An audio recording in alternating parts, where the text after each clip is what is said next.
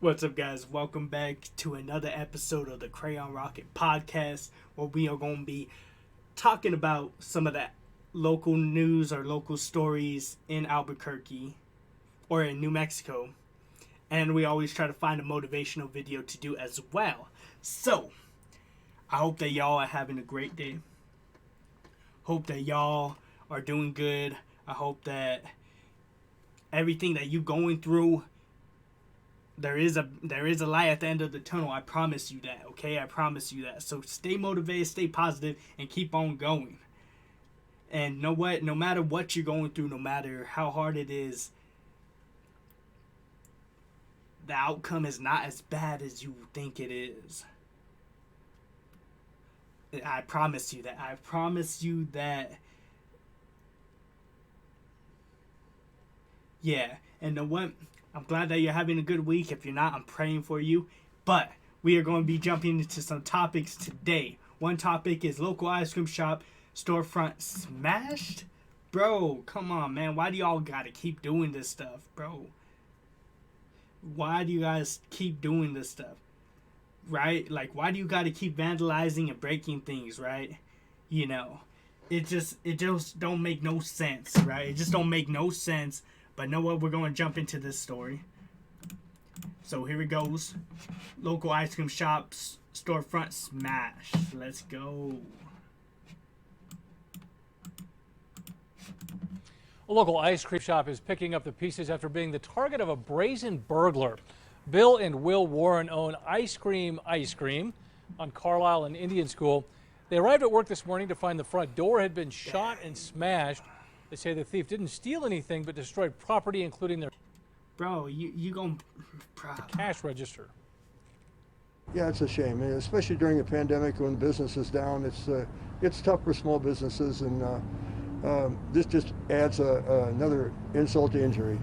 The pair says they expect the damage to cost about $2,000. They hope to reopen soon. They say this is the fifth time they've been hit in the last 15 years. Dang, come on, bro. Why y'all gotta keep doing stuff like that, man? Now, like he said, you know, it's pretty much like insult to injury, right? You know, you break it, now they got paid for it. On top of that, the pandemic's just messed up everything. Bro, like, come on, bro. Like, all of this craziness, and then you're just gonna continue to do stuff like, I just don't understand it, like, whatsoever. I just don't, like, at all, man. But yeah, know what? Prayers out to them. I hope that they get it fixed and reopen soon. Know what? I'm pretty sure that they are a staple in the community. I'm pretty sure the community, hopefully the community steps up and does something, you know, help them out a little bit, do something, right? Because, like, they don't deserve this, right? They don't deserve to have to spend $2,000 that they probably did not have, that they could not afford to, for something like this to happen, bro. Come on, man. Come on. This ain't it, bro. This ain't it. And, like, I just don't understand, you know, why people gotta do what they gotta do and just damage and all these different things, bro. But I will say, like, people been crazy since everything's been kind of opened back up, bro. And I don't understand it, like, whatsoever. Like, at all, I don't understand it. But you know what? We're going to jump into the next story. BLM closes down streets in downtown Albuquerque. I did not, I didn't even know that BLM was out here. So that shows how much I was paying attention. So we're going to jump into this story. BLM closes down streets in downtown Albuquerque. Let's go. A Black Lives Matter protest closing down streets in downtown Albuquerque this evening. That protest began on Lomas earlier tonight by the district courthouse. More than 60 people chanted and held signs supporting the Black Lives Matter movement. Some gave impassioned speeches. You can see officers blocking off at least one street tonight. Protesters marched down Lomas with officers nearby. A contest is challenging film. Hold on, y'all. A Black Lives Matter protest closing down streets in downtown Albuquerque this evening. That protest began on Lomas earlier tonight by the district courthouse. More than 60 people chanted and held signs supporting the Black Lives Matter movement. Some gave impassioned speeches. You can see officers blocking off at least one street tonight. Protesters marched down Lomas with officers.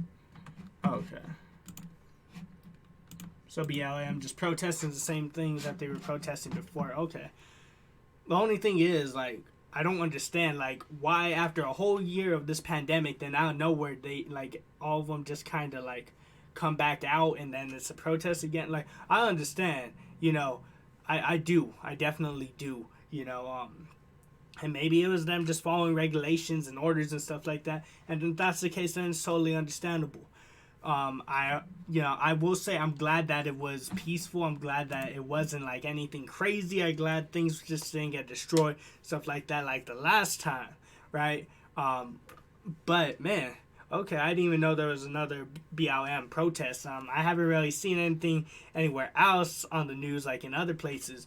But I mean, you know, I guess I kind of understand it, you know, but I haven't really seen anything like too crazy. I mean, know what? There was the like homeless dude or the dude that got shot, but he did a tag though. I understand they could have done something else, but I think the guy stole their gun, I believe, and stuff like that. So I mean, like, come on, y'all. Like, I think we just all need to understand and just really come together and have like a civil discussion and stuff like that. I don't think we ever will, but yeah, man, did not know there was a BLM protest going on. I really did not know that, like, whatsoever. But yeah, okay. You know, at least it was peaceful this time. I mean, and there was, like they said, there was some really good talks there. So, you know, props to you guys for being able to do something really big like that. So yeah, the next topic that we're going to talk about is a 48-hour film challenge, part of Las Cruces Film Festival. That's pretty dope. I will say that. Let's go ahead and jump into this one. Contest is challenging filmmakers to complete their work under a really tight deadline. Crews will have only 48 hours to make their short movie, one much like these NMSU students put together for the Reimagining Borders Film Challenge. The clock starts at 6 tonight. Those movies will be screened during the Las Cruces International Film Festival, which begins next Wednesday. Oh, okay. No, that's pretty cool. I like that. You know, like that challenge, that 48 hours. Like, you got 48 hours to go and pull this all together and make it work, right? Make something out of it. That's dope. You know, like, maybe if I was a little bit, you know, if I was definitely on top of that, I probably would just try, just do it for fun, right? But man, you know what? That's dope. Put out the 48-hour challenge, have them see the creative ideas, see who does amazing with it, see who just blows people's minds, right? That's dope. I like that. You know, creating that creativity, like making, you know, like really like bringing to life that creativity and just doing stuff with it. Super dope. Like it, bro. I love it. Keep doing what you guys are doing, man. And definitely, hopefully I could try to figure out how to see some of that stuff. That'd be really cool just to see what they like came up with and stuff like that. That's dope. I like that. But yeah, so next one, what is this one? Oh yeah, so Mayor Coward discusses COVID-19 safety precautions at sporting events. So we know we got to react to this one. Let's go. Oh, whoops, hold on. Volume ain't up. Let's go. City officials are giving a preview of what Isotopes and New Mexico United fans can expect when they return to Isotopes Park. The yellow level allows the park to have 25% capacity, or about 3,000 fans in the stands when the Isotope season tentatively starts on April 8th, followed by the United in early May. The fire marshal will have to do a run through, and the state has to sign off on the reopening plan before the park gates can open. City officials at a press conference today say it's too soon to know what that plan will look like. That includes whether fans will have to buy tickets online ahead of time, how people will be entering the park, and what the setups will look like for concessions and the gift shop. So we wouldn't play here if it was no fans, but at 25% we're going to make it work and get creative and figure it all out. Returning fans will notice the city invested more than $1 million in upgrades at the park that were completed last year. We'll have those details and more from today's press conference coming up at 5:30. Okay, you know what? I mean, I at least they considering doing the 25% capacity, right? At least they're like considering doing that, because, you know, like, that's something that we definitely should have, like, that's literally what, Isotopes, New Mexico United, that's like that's our teams, right? So, other states are doing it, so I'm glad that we've come to a place where it's like, okay, know what? We're going to have our sporting event. We're going to have it at 25% capacity. We're going to figure out how that's going to work. We're going to figure out the tickets, all these different things, but at least they're talking about it, right? At least they are discussing it, so it's not bad. It's not something that's like, oh, man, like, really? But you know what? I'm glad. I'm excited. I mean, I usually don't really go to, like, sporting events, but I definitely going to try to do that a little bit more. But yeah, so really cool, like it, man. Definitely excited to see what they do and where they go with it and stuff like that. So that's gonna be dope. Yeah. Keep doing your thing and and I hope that the plan comes out good. Hopefully it comes soon. Hopefully they put it into fruition. Almost died. But yeah, so I think it's really good. Because, I mean, we've seen some of these other states where they already have their teams and we can see a little bit of a crowd, different things like that. So that's good. And it's mostly like Florida. But yeah, so I'm glad that we've come to a place where we can start doing that, bro. Right? That we can start having that. So this next one is going to be a bill that aims to protect New Mexico students from sexual abuse. This is a bill that should already be here. This should not be something that we're just like barely talk about now, but better late than never, I guess. But still, let's go. Bill aims to protect New Mexico students from sexual abuse. Cases we hear about, most we don't. A proposed law aims to lift the veil of secrecy when a school worker is accused of crossing the line with children to keep them from moving from district to district. See, they should not be moving from this. This is the same thing with the Catholic Church and the priests. You just move them thinking, oh, no, what? Maybe it's just a child this is just something wrong in their head. On special assignment, News 13's Lizzie Mitri reveals how lawmakers want to strengthen the law and stop schools from passing the trash. Former teacher Gary Greger is serving a prison sentence of more than 100 years for raping and molesting girls in elementary school. 10 years after the abuse, Nayeli Hernandez faced him in court. He actually made eye contact with me, and I just felt so much more empowered when he did that because I didn't have that scared look in my eyes that I did when I was younger. What students learned in his class is monsters are real, a Santa Fe District Court judge told Greger at his sentencing. The most recent in a string of civil suits against the 64-year-old accuses him of abusing at least 12 elementary school girls in New Mexico. They tried to reach out and ask for help, and there were systemic failures here in New Mexico. Sexual misconduct I ain't surprised at that at all, bro. I ain't surprised at that at all, that there's systemic flaws and just different things like that, bro. This is why these things keep happening. Allegations against Greger dated back to 1994, before he even came to New Mexico. But the state gave him a license in 2001, and he taught here for about a decade. Lawsuits claim despite teachers, parents, and students raising red flags about his disturbing behavior, Greger continued to teach. First 6th grade special education at Ortiz Middle School in Santa Fe, 4th grade at Agua Fria Elementary in Santa Fe, then at Mountain View Elementary in the Espanola School District, and 2nd grade at Fairview Elementary School in Espanola. These educators that abuse are often helped by school officials who let them quietly slip away when allegations arise. This practice of passing the trash finally has our undivided attention, and it must be addressed. Democratic Representative Debbie Serignana is one of 5 legislators sponsoring a bill to change the law to add more safeguards to protect New Mexico students against abuse. To see the scope of the problem they're trying to address, we reached out to the New Mexico Public Schools Insurance Authority. It provides liability insurance for all New Mexico schools except the Albuquerque Public School District and charter schools. One of the big cost drivers that we have within our liability expenditures is, of course, sexual misconduct and sexual molestation, things of that sort, which is pretty unfortunate. This shows costs increasing in recent years, not from when the settlements were paid out, but from when the misconduct is alleged to have happened. Over the past decade, payouts totaled anywhere from $1.5 to $2.5 million before spiking to $8.4 million in the 2018-2019 fiscal year.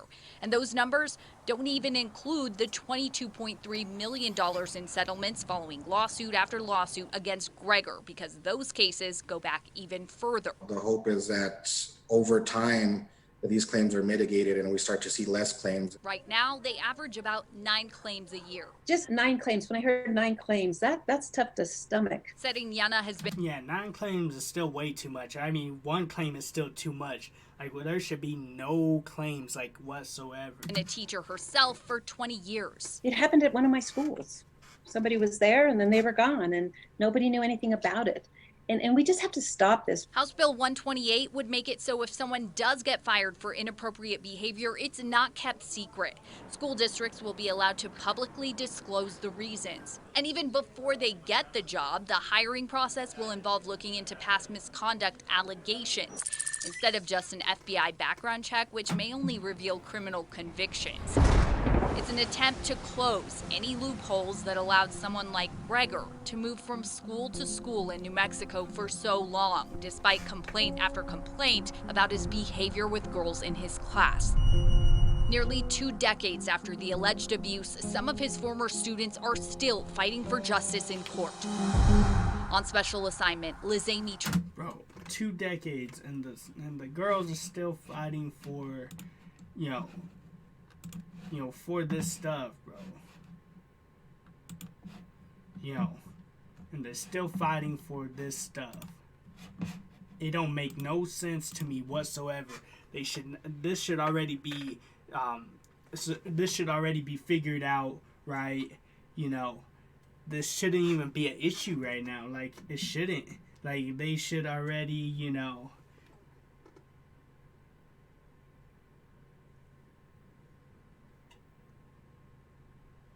But yeah, so like, it should be resolved right now. None of this stuff should be, any of this. Like, come on, bro.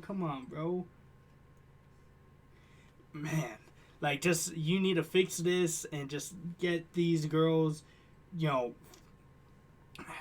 give them some justice, bro. Give them some justice. But yeah.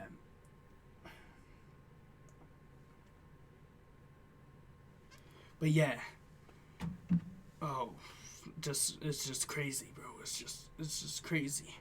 But yeah, I think they definitely need like they need justice. Like, all this that they're doing, all these little things, that they are talking, like, this shouldn't even be an issue, right? This should not be an issue. This should already be resolved. We shouldn't even be having we shouldn't have none of these issues anymore. Like, there should be no claims, none of this. These girls should have justice already, not 2 decades later, bro. It don't make no sense, right? Come on, like, and like, I'm all for it, man. Just off these, bro, come on, man. Like, these girls, they don't deserve that, like, at all, like, whatsoever. Not a little bit, nothing. This should not be happening, bro. Our judicial system, our school system, all of this should be way, way better handled for these situations, to be honest, bro. But you know what? We're going to jump into some motivation from Nia Johnson. Title is "My Black Men Recognize You Are a King," bro. Recognize you are a king. So we're going to jump into this one. Whoops. Hold on. Clicked the wrong button. Don't know why I did that. But yeah, let's go. Nia Johnson. Albuquerque. What is up, Albuquerque? What is up, you guys? So today I just wanted to come on here and just say that we are very grateful and thankful for everything that has been put in our path, whether it has been good or bad, right?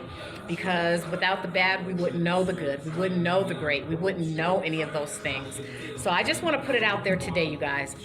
Today, kings, my black men, know your worth, you guys. Know your worth. You guys are kings. And you really, really, really need to understand that. Let me turn this down a little bit. You guys have the greater power within you. You guys can do so much better if you just put your mind to it. Start adding some personal development every morning, 20 minutes. Personal development is definitely something I always try to do every day. Definitely need to get back up on that praying though, and reading my Bible in the morning when I wake up though. Even throughout the day, if you can't get 20 minutes in the morning, okay, that's fine.